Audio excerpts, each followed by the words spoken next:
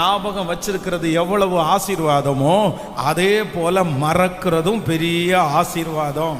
ஆமேன். கோவத்துல கணவர் பேசின வார்த்தையெல்லாம் மனசுல வச்சிருந்தா, கோவத்துல மனைவி பேசுகிற வார்த்தையெல்லாம் மனசுல வச்சிருந்தா குடும்பமா ஒன்னா வாழ முடியுமா? ஹலோ, வாழ முடியுமா? அவர் என்ன பேச்சு பேசியிருக்கிறாரு, அந்த அம்மா எவ்வளவு பேச்சு பேசியிருக்கிறாங்க, அந்த வார்த்தையை மனசுலயே வச்சிருந்தா எப்படி வாழ முடியும்?